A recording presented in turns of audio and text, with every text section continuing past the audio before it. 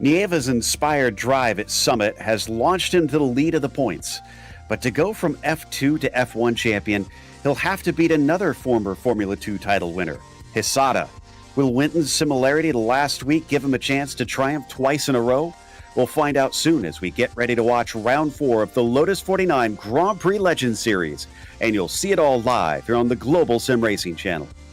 Hi, I'm Joe Peak, and with me in the booth is Roush Racing driver Joey Atterbury.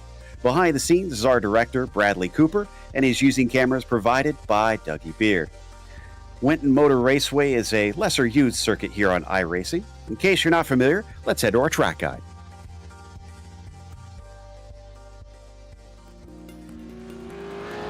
Welcome to Winton Motor Raceway. About 2.5 hours north of Melbourne, this track is a surprisingly small venue for the powerful cars that tend to visit here. Australian supercars, F3 and GT3 all shockingly try and squeeze into its tiny footprint. With just under 2 miles on the national layout and only 1.25 miles for the club layout, the 10 and 12 turn courses often get described as more like go-kart tracks. As you'd expect, passing can be a real task since few straights are long enough to try and outbrake somebody. And though it is pretty flat, there's some interesting and unique features throughout a lap. The S's look like they were meant to be a chicane intended to slow cars down, but they're swift enough with some nasty curves and a wall to the outside that they'll seriously test your mettle. The run through the long left-hander and into rollover corner presents an unexpectedly tricky braking zone for Penrite, where the car is constantly shifting balance. Drivers will have to be patient past the iconic trees on the back half of the course, with racing mostly shifting to a slow single-file procession. Expect to wait for a mistake from your rivals in order to have a chance to overtake. Knowing that, keeping it on the black stuff is going to be everyone's first priority. It might not be an F1 level venue, but Winton's bullring layout has helped to earn its nickname Australia's action track, and there's no denying it serves up some wild races without fail.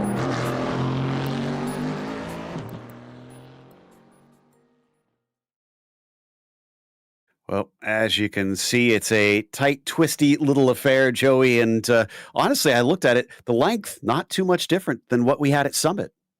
1.86 miles, 12 turns around Winton Motor Raceway here. And you're right. You know, you look at the track map and it seems pretty stretched out, but then you look at the length. It is a very, very small circuit. So you got to have to be kind of in your autocross mentality today. But mentioned it, 12 turns. It kicks off right away. Turns 1 and 2. Probably a good passing opportunity considering it comes off of the front straightaway there.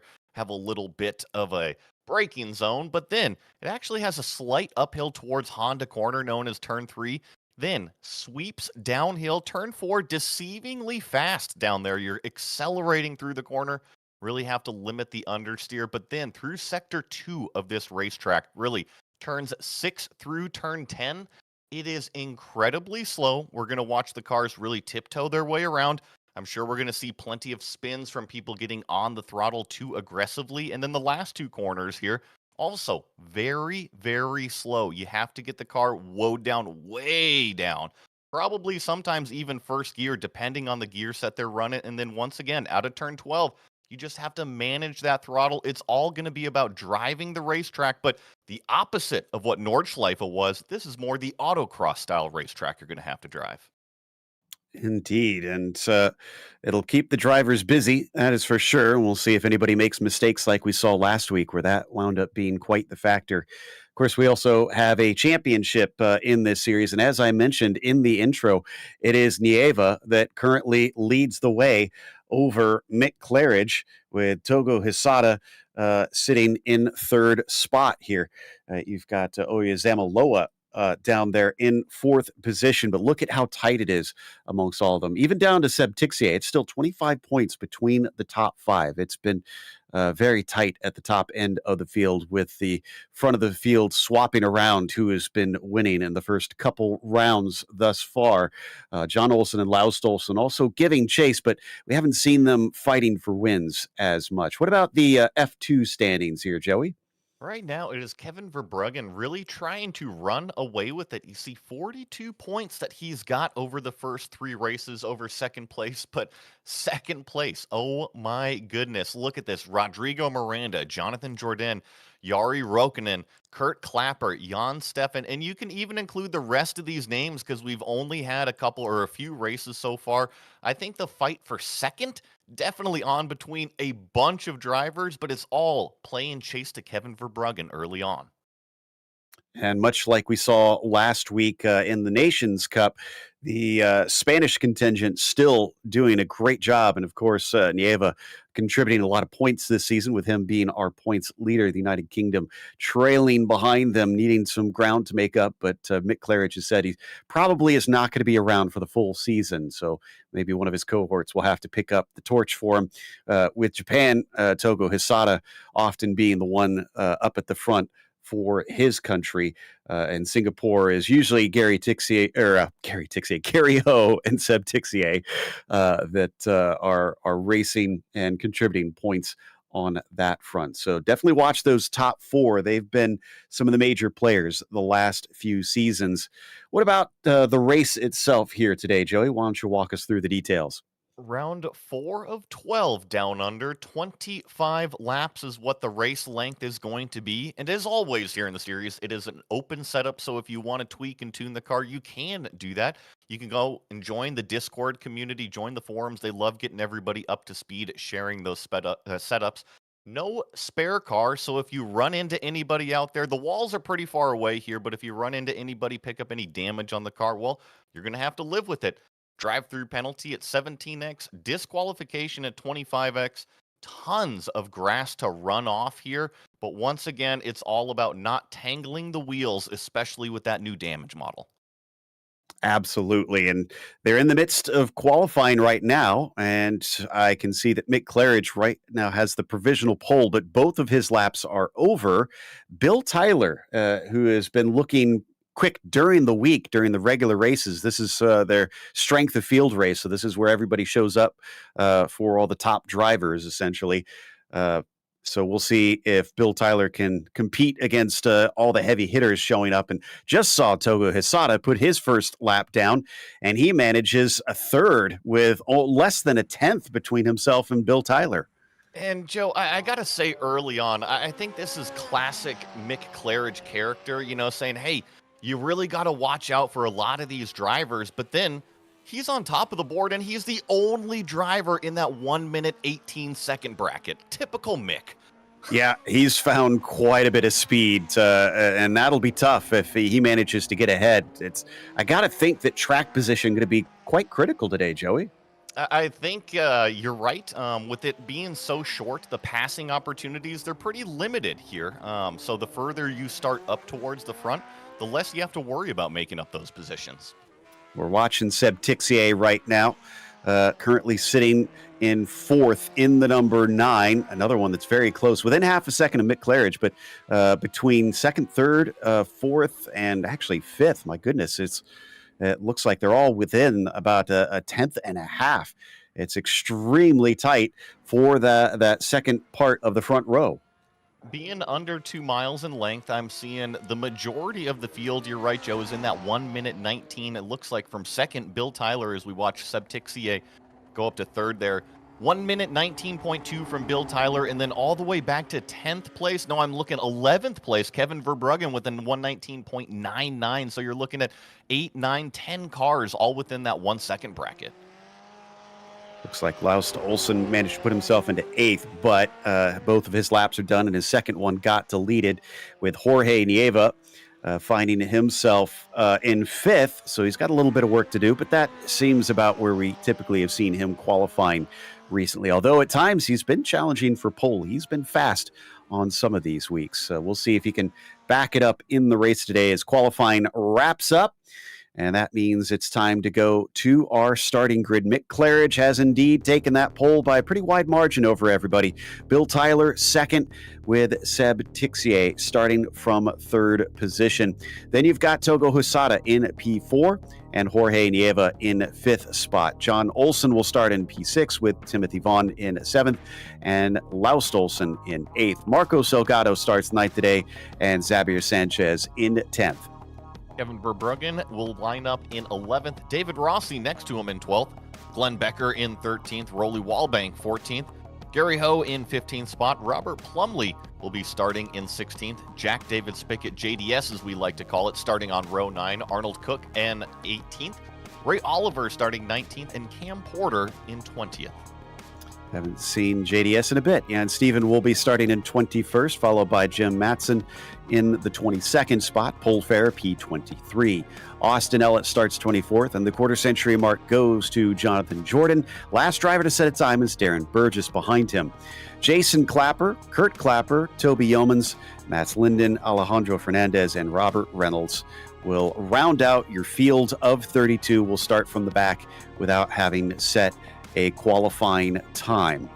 All right, so we wait for the cars to finish gridding up here today, and it is a little bit early in the morning down here, down under, at about 9:30 a.m., so it's pretty cool conditions at 68 Fahrenheit on the track surface, but drivers now getting ready to go. As you can see them on the grid, we're waiting for Togo Hisada and Arnold Cook. Otherwise, everybody's already out there.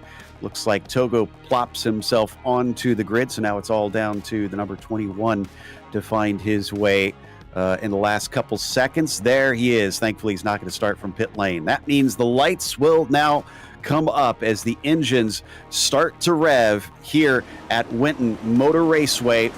And the green flag is out off the line. It's a pretty good start from Mick Claridge as they head towards the Motorsport News S's. And will we see a stack up into here as the drivers plunge in? A little bit of three wide. So far, so good. Yeah, Mick Claridge continues to lead the way, but it's actually Seb Tixier looking down the inside of Bill Tyler for second place. He doesn't quite get the move done. That's going to open up the door for Togo Hisada behind as we stream down through turn 4. Oh, we got some problems in the back there. I believe that's Jorge Nieva around. It is indeed. Our points leader goes to the back of the field, waiting patiently for everybody to stream by before he re-enters the circuit.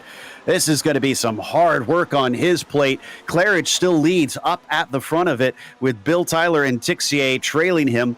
But Togo Hisada now has an opportunity to put one over on our points leader. He still sits in fourth, and he is challenging the back of Seb Tixier very hardly. He's all over the back of him for what is the third place spot. And now we kind of come back out onto the main track here at Winton Motor Raceway. 2 more turns to finish out the first lap here. And this is pretty much 2 simple 90-degree right-handers, but it's all about putting the power down out of this final corner here, Joe. The tire's still in warm-up phase. Got to be gentle. Watching from on board with Hisada, you can see how close he's managing to stay here down the main straight towards that opening chicane once again. Tixier, though, is going to hold to the racing line. It doesn't feel quite under threat yet. Don't have to go to it, but Ray Oliver, I think, had a bit of an off, and Laust Olsen as well. That's interesting. Not sure what happened to him as he falls down to 20th. I saw the tire tracks coming from way inside on that infield there. I wonder if he just got a little bit of loose coming through that final turn. In the 29 car, looking up the inside, that's Paul Fair, going to try to get the move done through turn 4. He is. Wow, impressive stuff there. And as they swing back around towards rollover, oh, we got a car off once again. Glenn Becker, he's one of our onboard cams here today, and he's going to exit out of the car, so he must have gotten some damage that sent him off the circuit. Back to Seb Tixier now in the number 9, still sitting in third, but still having Hisada close behind him. He's now actually catching up to Bill Tyler as well. You're right. I think the pressure has kind of transferred from Togo, and now Seb Tixier is the one applying the pressure to Bill Tyler for the second place. So maybe Seb just needed to get into a little bit of a rhythm here, but we're coming around completing lap number 2. Whew, that feels like a lot has happened in only 2 laps, honestly. And Tyler stretches away. Much better exit compared to Seb Tixier. So that puts him at arm's length and will keep him out of reach, but they plunge back down into turn 3 once again. Honda corner, that little bit of elevation change that you mentioned as they come off the crest down into turn 4, Nissan corner, and then they get a little bit of a run before it's this long sweeping left-hander. And I'd love to stay on this camera right here through this next set of corners because it is so tight and twisty here. We mentioned how short this racetrack is. Well, look at how short some of these corners are. You're only doing about 25, 35 miles an hour minimum speed in these really tight hairpins. I take that back, Joe, about 55 miles an hour. The cars are faster than what I thought. My bad. I think that's the thing that's so deceiving about these cars. You're going so fast on the straightaways, the corners feel slower, even though you're still booking it. Well, and I'm used to driving big old brick refrigerator production cars. These things, they definitely get around the slower bits a little bit faster than what I'm used to. They're pretty light. That's, I think, what makes them partly so fast is there's just not a lot to accelerate away. Timothy Vaughn back here in 6, a gain of 1 for him, trying to catch John Olsen just in front of him. But he's a little bit too far back this time as they complete lap 3, now into lap 4. Mick Claridge, in the meantime, setting the fastest lap of the race. Starting to stretch the legs out front a little bit, and it's still Bill Tyler getting all of that pressure from behind. So I'm sure if you're Mick Claridge, you are loving this sight right here. The more that Bill Tyler gets pressured, the more that you can just run your race and kind of extend that lead. So watched from on board, looking now at Bill Tyler. Claridge 1.1 seconds ahead, getting himself as clear as he can get, but Bill Tyler feeling it now, and they're almost pushing each other through these hairpins as Seb Tixier is all over the gearbox. Look at that. Surely at some point he's going to go for something. He has to, but this racetrack, I'm beating a dead horse. It is so small. You just don't have these big brake zones to get the run, to get that passing opportunity. As soon as they start to accelerate, well, guess what? They got to jump on the brakes right here again for the last 2 turns. So I think it's going to be trying to force that mistake out of Bill Tyler. See if he can shake one out of him here coming up to the chicane. The other thing that strikes me about this place is watch on the exit. We talked about it in the track guide. Those curbs on the exit are nasty. They're tall, and you really have to use all of them if you want to kind of, I should say, minimize your lap time around this place. So you have to attack the curbs, but at the same time, Joe, what you're talking about, if you abuse them, they will send the car around. So hopefully drivers will show them some respect here as this trio continues to go nose to tail up towards rollover corner. These cars probably not sitting high enough that you could roll them over like you could maybe a V8 supercar, but they can spin each other around, getting to the back of Tyler. He finds himself facing the wrong way, and he has to try and find an opening to accelerate out of the way because everybody is having to tiptoe past him. Now he finally gets a chance. And it was Togo Hisada that claimed 2 positions here. We're going to get a GSRC replay. You see Seb Tixier just get into the back of Bill Tyler, the number 7 car, and then he has to be so patient in turning this car around. But Joe, you were making the comment last lap of how close Tixier was getting through that section.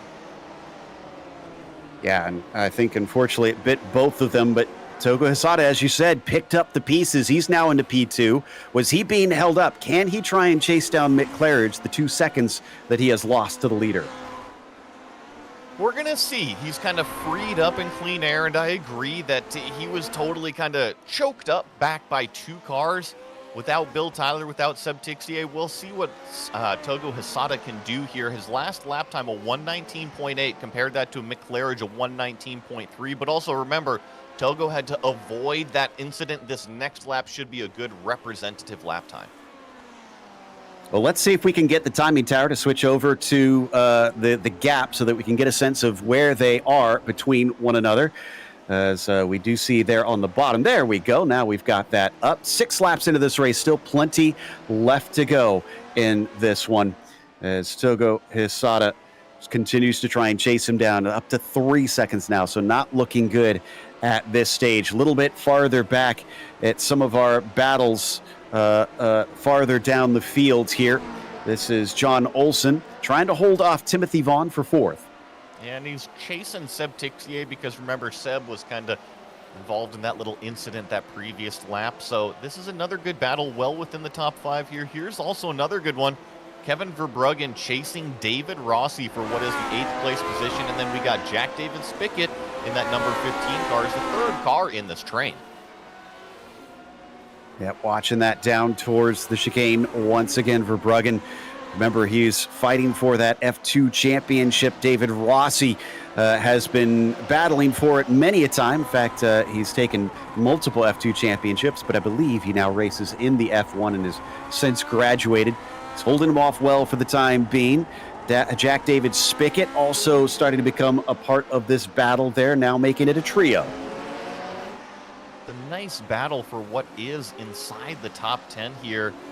You see just in front of JDS, Kevin Verbruggen really applying the pressure to David Rossi. And the other group, Joe, I don't know if you see this on your time and scoring tower. There's about 10 cars battling for what is the 14th place position.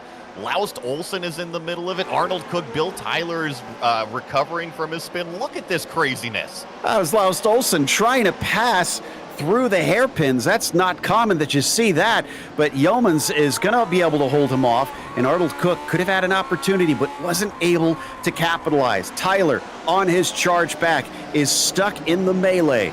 And I think that Toby Yeomans here in the 14th place, who's leading this. Laust Olsen's going to try to go around the outside one more time. Can he get it done? Yes, he keeps it on the racetrack, but is he going to? Oh, he can't quite get it done.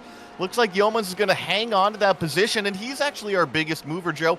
Up 15 spots so far. We're going to go 3 wide. 2 wheels in the grass there for Laust Olsen, but Toby's doing a yeoman's work right now, trying to hold him off, but it's all for naught as he falls back down into 15th, although he goes over the curbs hard. Thankfully, doesn't spin the car. And then next up is Arnold Cook behind, and then Bill Tyler. Remember that white and blue car? He was running in that second place position, so I have a feeling that Bill Tyler probably the fastest of this bunch, but while the lead is really spread out, I think that this is some of the best racing on the track. It absolutely is. This is quite the battle that we're seeing. In the back, someone diving up the inside. Looks like Nieva, actually. Another one of our Chargers coming back through the field. He gets by Jason Clapper to move himself to 18th. I had forgot that Jorge Nieva had that early incident, and here he is already in the 18th place position, and with a bunch of cars right in front of him that he can keep going up. So both he and Bill Tyler with a lot of work to do. Yeah, oh, good point. Yeah, my goodness. It is a game of catch-up for so many drivers out here today. Obviously, they made themselves up to about halfway through the field at this stage, but there's still plenty to go, and it's going to be harder to make those passes the further up the field they climb. I think I see Arnold Cook now lining it up. Oh, he's getting in a little bit squirrely into turn 1 there, and there goes Yeomans off of the track. That's going to open the door. He's for sure going to have a time course slowdown there. Just wonder how much, and now it's side by side, and oh, Bill Tyler gets into the back of Yeomans. Jorge Nieva escapes around. There's those mistakes you were talking about, Joey, and it has cost multiple drivers. Tyler just caught out by everybody getting checked up, and ironically, Yeomans carries on almost unfazed. Pretty amusing stuff there, and I got a feel for Bill Tyler. It's just one of these things when you're used to a certain speed around the racetrack and you get caught up with maybe some slower competitors, just those apex speeds, they can differ by a few miles an hour, and I think that's what we saw. Yeah, adaptability is so important, especially in these cars, as Nieva now up to 16th. He did a good job on this one. Wow, hard defense from Yeomans. Down into the corner, too hard. He goes off. 2 times in the same lap for Toby Yeomans, once in turn 1 and then a little bit further down. That was in turn number 10 that he went off there. And I got to say, he is our biggest mover, but in terms of his lap time, sometimes I think you got to get out of the mirrors and start racing the racetrack too. Absolutely, and that puts him into 19th. Still ahead of Bill Tyler, who's got to overtake that car at some point if he wants to catch up to the likes of Olsen and Nieva, who are now in 14th and 15th. Looking a little bit farther up now at Timothy Vaughn here in 5th place. Still battling with John Olsen. We saw this earlier, but they're dropping off that podium. Yeah, Seb Tixier, after his little incident with Bill Tyler, he's now been able to kind of escape in front of this battle. So it is John Olsen, Timothy Vaughn. These are the 2 cars that you see on the screen. Timothy Vaughn here in this orange car. Coming down to turn number 10 here. Sneak it around this left-hander and line it up for the final 2. Still need to get a little bit closer, I think, here. It's the sharp corner at Advanced Petroleum, and then the final turn, right-hander, even slower and sharper than that, but so critical as it comes onto what I believe is the longest straight here, the main straight down to the chicane. I see Barney's finally looking at the action on the track. I saw him gazing off into the distance over there. I wonder what he was looking at, but here we go through 1 and 2. You were talking about the curbs earlier, really have to abuse them. And then on the exit there, all over those rumble strips, down now the elevation of 3, the only elevation on this track, and then probably the fastest corner, turn 4. Such a swift right-hander as they're going by some lap traffic now. It's such a short lap. That's going to become a real issue with 32 drivers starting, and in fact, I think 31 still out on the circuit right now. Over 2 miles up into Penwright Corner and then switching back around the tree, a very iconic part of this circuit, and then down through Katomi Corner as well. These drivers trying to get on the throttle as soon as they dare. Very good run from Timothy. And give credit to John Olson here, because we've seen so many drivers already misstep these brake markers and kind of blow a corner, but John Olson has had pressure in his mirrors for the last handful of laps, and he hasn't made any mistakes, doing a great piece of driving. Yeah, I got to say, this we've already seen what pressure can do to a driver out here, and John Olson absolutely soaking it up currently as he heads towards the start-finish line once again. We're now about halfway through this event. Mick Claridge leading by about 5 seconds now. He's been eking away from Togo Hisada, looking like he's got this under control. It's like Jack David Spickett is making a move up through the field as well, coming out of turn number 2. Mick is way out there in front. This is that battle with Jack David Spickett. I also see David Rossi right behind. I think that was Gary Ho getting by him. So this is a 4-car battle here, and this is all fighting inside of the top 10 between both F1 and F2 drivers. Gary Ho going to run away from Rossi. You saw him go off there through Nissan Corner. Now he's under threat from Rolly Wallbank, all longtime veterans of this series. And as Gary Ho tries to use this little battle to get away from them, it looks like David Rossi has severe threat now. Wallbank forcing him to go a little bit offline. And the more that these two fight for these positions, I mean, it's not close right now, but the cars behind them, we were talking about them. Laust Olsen, Jorge Nieves, 2 of the fastest cars on the racetrack back here, Joe. They're doing 119s, while everybody in front is doing 120s or 21s. Oh! That's Austin Ellett, and that's David Rossi. I think that's with a lapped car. He got tangled. He's able to get it going. That was an unusual moment. We're going to try and take a look at the replay to see if we can untangle what actually happened. Oh my goodness, he's up on top of the car. So watch David Rossi here, this red car, and he simply gets in way too deep into turn number 10. There's a lapped car in front of him that he impacts. Oh, yeah, just unfortunate timing for both cars. And yeah, that Austin was trying to get out of the way. I don't think he was doing anything wrong with it. He was awful slow, but that wouldn't have changed anything if he had sped up, other than maybe the timing of the incident. But as we check back in with the number 25 now, with Toby Yeomans, he goes by David Rossi, who seems to be limping the car around for some reason. He's also got Bill Tyler hot on his heels. I'm sure that Bill Tyler is wondering what if here today, because he's had 2 separate incidents that have really dropped him back through the field. So I'm sure not happy with the result that he's going to get today, but hey, at least he's getting to do some racing. So as we watch on board with the New Yorker, that is Toby Yeomans, who goes a little bit wide coming off of Katomi, and then coming down into Northern BM Corner around the outside. Can he finish the job? Tyler's going to try, but it's not quite there. Can't even get the cutback. Back in front of him goes Yeomans. One thing for sure is that Yeomans is putting up a defense for every single position, every single corner he can. And I think that's one of the reasons why he's moved up so many positions. But if you're Bill Tyler, your patience is going to run out. He squeezes by on the outside of the final corner, so he will get by Toby. So there's one more for Bill Tyler, up to 18th now, catching up to Pole Fair. And Pole also up 6 positions in this race. He's gained quite a bit. And then it's going to be Jason Clapper, who's notorious for gaining spots since he never qualifies. He's up 11 with Darren Burgess. Quite a few battles going all around all through this racetrack here. Kirk Clapper, like you were saying back here. Also Jason Clapper up a few spots, pressuring Darren Burgess. I see that Laust Olsen has caught Robert Plumley up here for the 12th place position, and I don't think it's going to be long before Jorge Nieva catches that group too. As we check out Jason Clapper here in 16th place with Burgess just in front of him, coming down into Northern BM corner now and just misses the apex a little bit. Darren looking like he is pushing hard.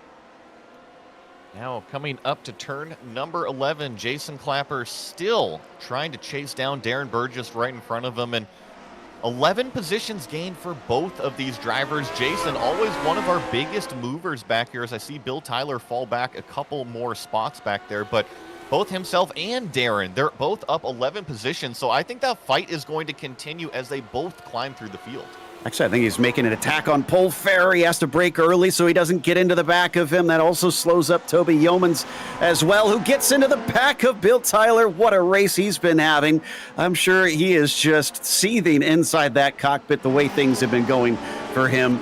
He still hasn't passed Pole Fair. He did get side-by-side briefly. No, and I see that Toby finally lost the bodywork on the front end of that car, and Bill Tyler continues the assault on Pole Fair here. Pole out a little bit wide, but you can always bring that back in. This racetrack really kind of crosses over itself on the racing line quite a few times. Oh, Timothy Vaughn just went off as well. That battle for 4th on the track has lost him a spot instead, as Xavier Sanchez just snuck through. He was in a fight with John Olson, and Timothy just outbraked himself. That's a little bit of a shame there. But see if Xavier Sanchez can now capitalize on what that mistake was. I believe Timothy Vaughn back there was that orange car, and we're going to see it coming up to turn number 11, I think is where it happened, side by side, and just way too deep on the brakes. No hope of making that corner. You could see he tried to get it to turn in, but then the car wanted to snap on him, just making it worse. So good catch, but unfortunately he is down to 6th instead of a fight for 4th place. That is Sanchez. You can see directly in front of him now. All over the back, just trying to make it up. I kind of call this the red mist phase, Joe, is that when you make the mistake, you kind of get up all on the wheel and try to make it all back in that first lap. I can only imagine. I know that's always been a weak point for me, just keeping emotionally calm, having to keep yourself in the moment and not let the emotions overcome you. And Timothy Vaughn racing on a home track of sorts here, probably feeling that extra impetus, and the car looks a little bit wicked right now as he has to catch a counter steer. And not only that, but he didn't lose that much time, so he can still see John Olson just in front of Xavier Sanchez right in front of him. So I think that he feels that if he can drive at 11 tenths and maximize that lap time, he can still go up there and fight for that position, given we still have 7-8 laps left. Speaking of the red mist, poor Bill Tyler. He spun on his own. He is down to 22nd and lost yet more positions. Whoa, what happened here, though? John Olson off the track. He gets popped up into the air. I didn't see what caused it, but a massive accident coming around out on Footway Straight. I think this was a lapped car, the number 28, slowing on the racetrack to try to let the leaders by, but it caught John Olson out. He didn't have anywhere to go. That's where you accelerate out on the racing line and just misjudged that gap, I guess. There's that old adage, Joey, that they always tell backmarkers, stay predictable, run your line. And I know he was trying to do right in that situation and be polite, but I think that's what caused this, honestly. I agree, and I think if you want to take a learning opportunity from it, is just you have to judge the acceleration zones, and when you let off to let those leaders by, you can't have that rubber band effect where one is decelerating and one is accelerating. It just has to be more of a blend. Exactly. Oh, in the background, side-by-side action there. That's for Bruggen and Jack David Spickett. How about Jack here? Up 9 spots from 17th on the grid. I said it's been a minute since we've seen him. He's shaken off the rust, and he is back on the horse. He's doing a fantastic job, already cracked inside the top 10. He's got his work cut out for him, though, if he wants to go chase down John Olsen, who we just saw involved in that incident. But great job. Welcome back, JDS. So a top 10 for him. John Olsen up the road by a few seconds, and we're starting to run out of laps, so he's going to have some good pace to really catch up to that. Ooh, this is Laust Olsen going slow out of turn 4. He'll get it going, not sure, and he just apologized on the radio, so obviously had a tangle with somebody. You know, I just think he was raising his hand saying, I'm sorry, because he was right in front of a group of cars. No contact made, thankfully, but he just lost it himself, either getting too aggressive on the throttle or maybe even a wrong shift going up. And he's got another off right here now, down through Penright Corner. He's back on. So he lost a couple more out of that one. We've seen a lot of drivers out braking themselves or self-spinning. Is this just the nature of this being such a tight and twisty track, or what's causing them so many problems? I have a feeling it's that, plus the lower speeds doesn't really give you a lot of time to make that correction. So a short brake zone, not a lot of time to make any corrections, usually equals cars going off the track. You know, Mick's told me in the past that this car tends to like the higher revs. If you have it in the low revs, it just sort of has a kick at some point when it just finally grabs and wants to go. So I wonder if that too is catching a lot of drivers out and letting those revs get too low with these shorter gears through here. Xavier Sanchez, in the meantime, now sees Timothy Vaughn absolutely filling his mirrors. The pressure is coming on for this 4th place position, and a name that I haven't said yet this broadcast, Marco Antonio Lopez Salgado, right back here in the 6th place, hunting these two down. Don't think Joey's going to want to have to say that full name too many times. As Marco is, he is definitely in the mix, looking for a top 5 here. And if Timothy goes side by side with Xavier, he'll get a potential opportunity. We've seen already mistakes and cars getting slowed up is really your best chance here today. Xavier Sanchez got around Timothy Vaughn courtesy of that mistake earlier. So you know Timothy right now, he is going to try to get that position back. It is all up to the number 5 to be able to defend, as you see a big old tail wag from Timothy Vaughn. My goodness, hanging it out. Timothy Vaughn does have that red mist down, and Sanchez gets to scoot away a little bit because of that. So some ground to be made up by the number 3 after he gets a little loose down through the Motorsport News S's. Switching back and forth once again as they swing out wide to try and set themselves up for a roll-over corner, and then into the hairpins they go as the cars slow down to a mere 40 miles an hour. And I think what's tough, if you're Timothy Vaughn and just had that huge slide, you got to bring the tires back into their operating temperature, and when you're tiptoeing around, you can't quite run it at that limit. You're always up against it. As the drivers now come down into turn 10. This tight left-hander here sometimes can offer passing opportunities or setting up for 11, but not this time. Not nearly close enough to the back of Sanchez. Coming down to 5 laps to go now, these drivers, and on to the main straight. Sanchez also pushing as he has a little wiggle, but this is Mick Claridge on your screen. About 5.5 seconds of Togo Hisada. Hasn't gained as much time, but I suspect Mick Claridge is now pacing himself. And I've been watching that gap. It's been kind of fluctuating. It's come down to about 4, maybe 4.5 seconds. Now it's all the way back up to 6 seconds almost. So I have a feeling that Mick might be kind of cooling down the tires, either dealing with lap traffic and then probably trying to steal that fast lap, which he currently does have. And that won't get him any bonus points here. It is down to your raw finishing position to get you the points on this one. There you can see the lap comparison between the pair of them. Consistently, though, it does look like Claridge is outpacing Hisada, if by small margins. I agree with you, and I think we saw that in qualifying where he was the only car to put it down in the 118s. Now, Togo does have a 118.9 during the race here, but I just think that either the practice time, this racetrack, or whatever it is, Mick Claridge is on top of it today. I think the only thing that's going to stop him is himself. And we've had 3 different winners in the first 3 races And Mick Claridge, interestingly, has not been among them. So he's going to try and get his, I had the same reaction. I thought, is he going to win twice? But no, remember he had second, or I think it was third place at both the Red Bull Ring and at Charlotte. And then unfortunately got kind of tripped over his competitor back at Summit Point. So he didn't even finish on the podium in that one. Back to Timothy Vaughn, though, on board with him. And he's going to get sick of seeing the back of Xavier Sanchez. He's going to want to do something, but still, the car has been mighty loose all day. Yeah, loose is fast. However, if you get it too loose, that's when you start to bleed that lap time. Not only bleed the lap time, but you also start to overheat the tires, and then it all falls apart from there. But Timothy Vaughn certainly comfortable with the car sliding around.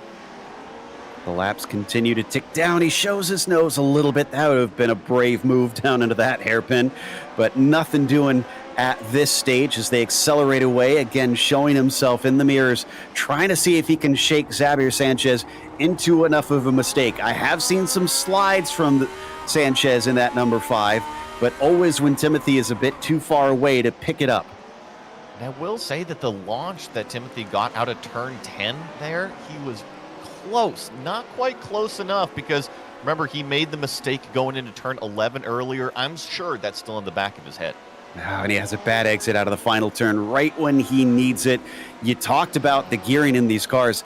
With it being open setup, they can change it. And I have heard a few of the fast drivers say that they will kind of take unique gearings to give themselves an edge over competitors.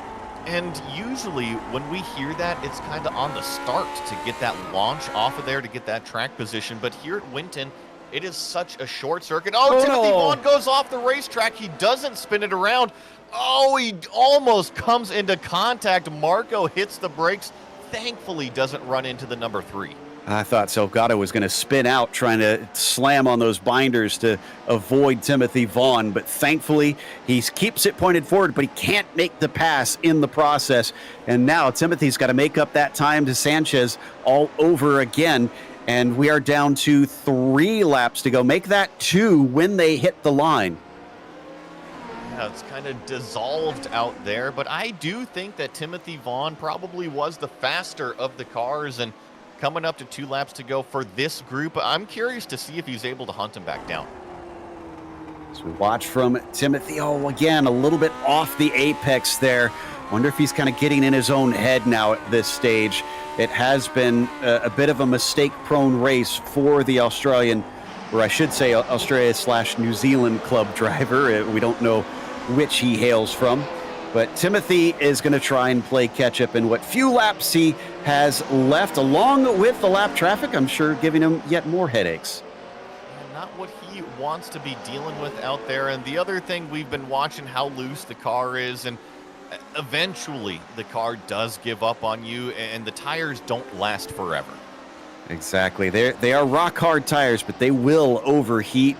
I've seen it plenty over the years where drivers have to back off to try and cool them down a little bit, especially since they are grooved tires as well. This was before slicks were commonly used in racing. There you can see right there, these were all-purpose tires, almost kind of like you see in Formula E in modern day.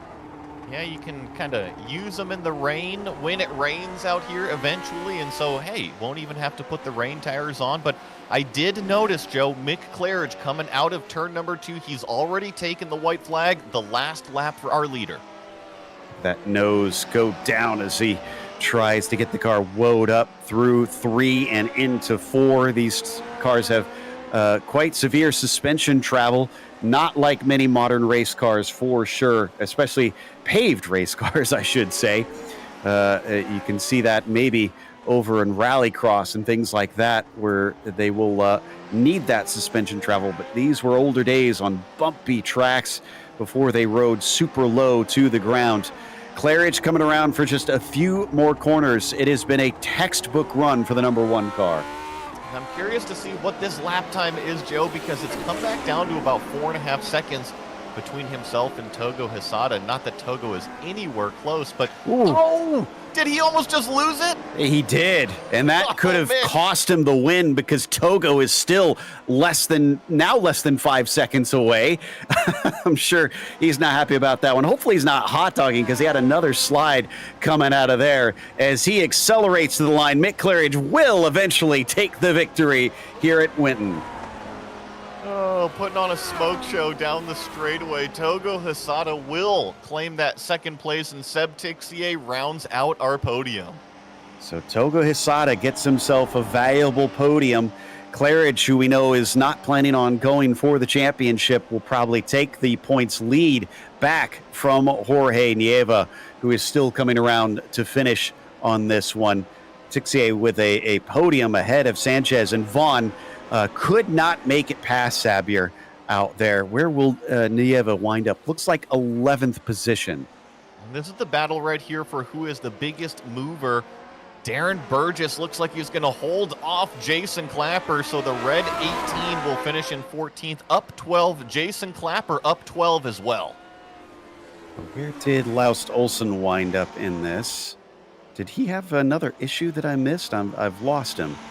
So we'll all try the way back there in 23rd, unfortunately. Wow.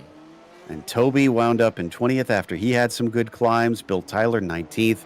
It's been a miserable day for some of our quicker drivers out there, but we heard Joey mentioned earlier it's going to be a learning day. Hopefully they can bounce back from that. As we're going to take a quick break. We'll come back, of course, with the unofficial results, and we'll also have driver interviews with no doubt what is going to be an entertaining race with Mick Claridge as he gets ready for the Demolition Derby post-race.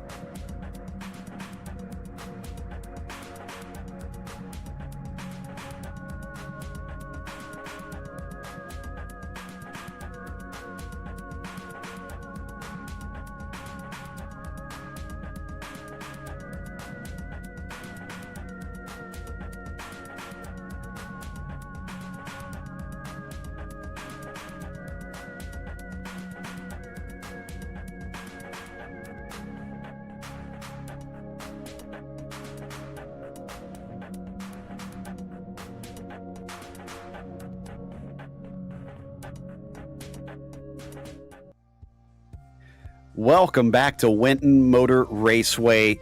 Our results see Mick Claridge take his first win of the season over Togo Hisada, and it was a mere 2.7 seconds between the pair of them as Seb Tixier wound up in third. There we go. We got our results on screen. It was Xavier Sanchez in fourth and Timothy Vaughn in fifth position, followed by Marco Salgado in the sixth spot. John Olsen didn't cover him a whole lot, but he did have a good race there, finishing seventh in the end. Jack David Spickett, what a climb for him, up 9 spots to take a P8. And how about our F2 leader, Kevin Verbruggen, finishing ninth in the top 10 out there today, ahead of Gary Ho, who grabs himself 10th place. Then we have Jorge Nieva in 11th. Remember, got spun around on that opening lap, so a great drive to bring it from literally last all the way up to 11th. Rolly Wallbank in 12th. Robert Plumley finishing in 13th here. Darren Burgess in 14th. I mentioned he is our biggest mover, up 12 positions to finish in 14th. Jason Clapper 15th. Ray Oliver in 16th. Paul Ferrer in 17th. Kurt Clapper in 18th. Bill Tyler, unfortunate day for the number 7, finishes in 19th.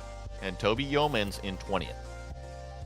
Cam Porter was our last driver to finish on the lead lap in 21st, with Mats Linden finishing 22nd and Laust Olsen a lap down 23rd. Bit of a shame since he was climbing forward pretty quickly. Jan Steven was 24th and Arnold Cook 25th. And it was Alejandro Fernandez, P26, followed by Jim Matson in 27th and Jonathan Jordan 28th. David Rossi, the first driver, 2 laps down, 29th. Back row Bob, as he's called, finished 30th.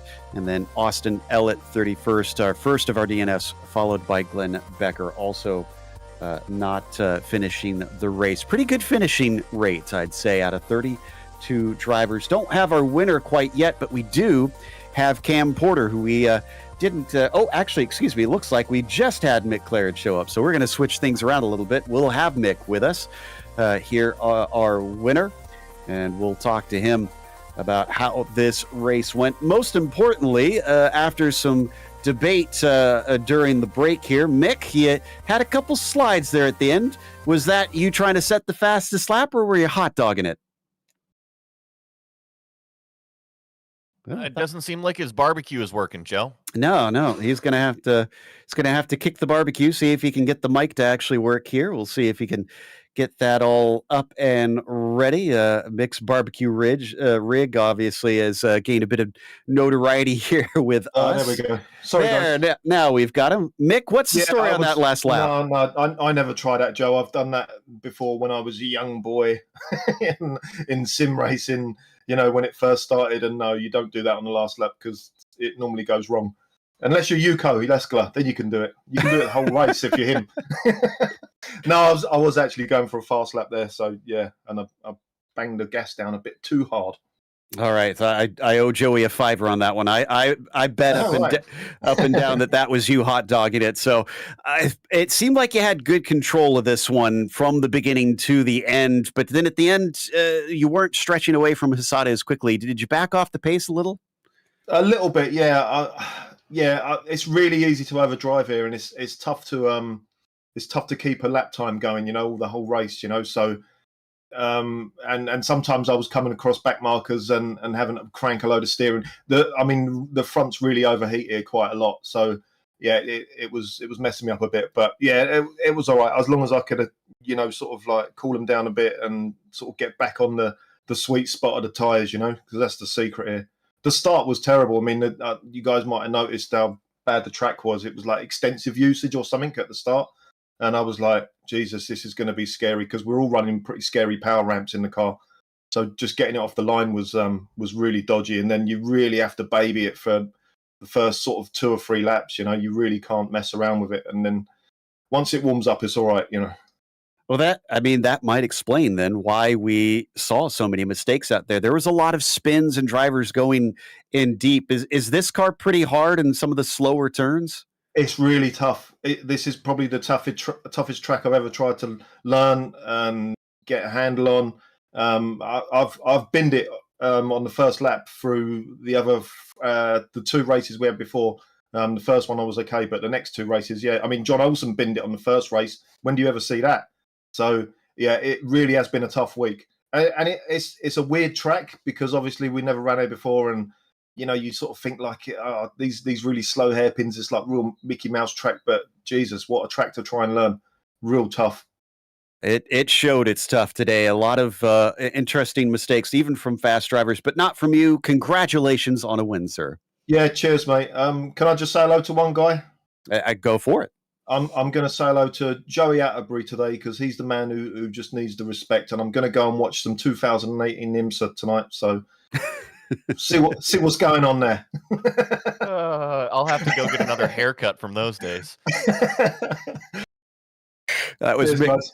That was Mick Clarich, our winner here today, who is chased by Togo Hisada. And speaking of Joey Atterbury, he's going to be talking to Togo.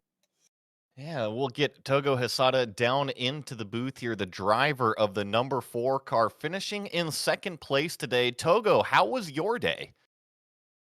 It's very tough. The toughest, the track condition is just extensive usage that is very slippery, and yes, I think that this is a Philippe's track of the week. I tried to run this car on this track, so that it's pretty tough. And the mix is so fast, so that just playing the mix, the track is very difficult condition. So I hope the mix made the mistakes, but he's no mistake today, so there's just no chance for me. Well, and let's talk about even before that, because you were chasing Bill Tyler and also Seb Tixier, and you had a front row seat for that incident. Were you expecting that aggression? Were you kind of waiting for it to happen, or how did you see it play out? Yeah, just and especially that helping. The Mick and sorry, the Bill and the Seb and me, the front of the 3 guys breaking points are all different little bit. So it's just risky corner, I think, and it's pretty tough to overtake. So it might be happening. So I just back off a little bit and waiting the chance. But that is unfortunate for Bill. Well, a 2nd place, a great championship day. How do you feel the momentum's been going so far? Are you going to be able to keep this up the whole season again? I hope so. I'm trying to that, but just next Mugello, just another truck. I never race in the 49. This new truck. So I'm not sure about the next week. So it's very interesting, and I'm really looking forward to it. Well, despite the tricky conditions out here, Togo, great job today. Thank you. That was Togo Hisada, driver of the number 4, finishing in 2nd place today at Winton Motor Raceway. And we got one more to talk to. We thought we were going to talk to him earlier, but now we've got a chance. It's Cam Porter, who finished in 21st. And Cam, you didn't quite finish, I'm guessing, as high as maybe you would have wanted, but you had some good battles out there. I mean, tell us about your race. I noticed that there's maybe a couple hiccups. It was a bit of a disappointing race for me. Obviously, early on, I had an incident with the car ahead, and they braked a little bit. Well, first of all, they were a little bit slow through turn 2. I thought I had a run on the outside, and then they kind of closed the door, and it kind of surprised me. And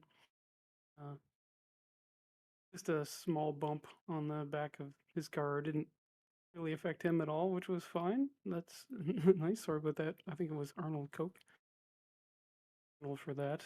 I went off track, obviously lost a bunch of positions, and was having a good battle with Kurt Clapper.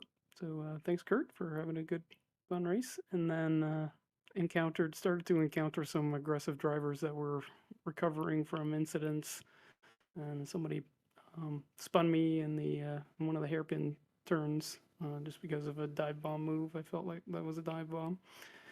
So that was a little disappointing, and lost a couple of more positions because of that. And not a clean race for me today. Sometimes that does happen. What's the opinion on the track, though? We heard from Mick that I believe this is the first time the series is visited here. Do you want to see the other side of it? Did you have fun? Yeah, I enjoy this track actually. It's difficult, as Mick said for sure. I've raced this track several times in supercars already because it's standard in the real life supercars, and I enjoy it when we come here. So I like this track actually. I should have known. You've always said there's no road course you don't like. So, well, off to Mugello, I suppose. Another new one, a very different track with it being a lot more fast sweeping corners. Do you feel like you'll feel more at home there? Yeah, I think so. I quite enjoy Mugello, even though it's new to the service. I done a lot of laps in an older sim a long time ago, so I'll still need to do a few laps to kind of relearn the track, especially in this car. So looking forward to Mugello. I look forward to it as well. Commiserations on the few problems, but well done out there today, sir. Thanks, Joe. We'll see you next week. That was Cam Porter finishing 21st, which is going to wrap us up for today for the 49. So a big thank you to the community for bringing us back for another season of coverage. And also thanks to the team today, Brad, Joey, and Dougie. Make sure to check out our social media, our website, and our merchandise store. And don't forget to subscribe to our YouTube channel so you don't miss a moment here on GSRC. As we mentioned, the next race is going to be at Mugello. That'll be Saturday, January 13th at 8:30 a.m. Eastern. Be sure to check out our other broadcasts we have listed here, because up next today, the IMSA Vintage Series goes to Le Mans. That'll be at noon Eastern. Until next time, though, race clean, race hard. We'll see you on the track.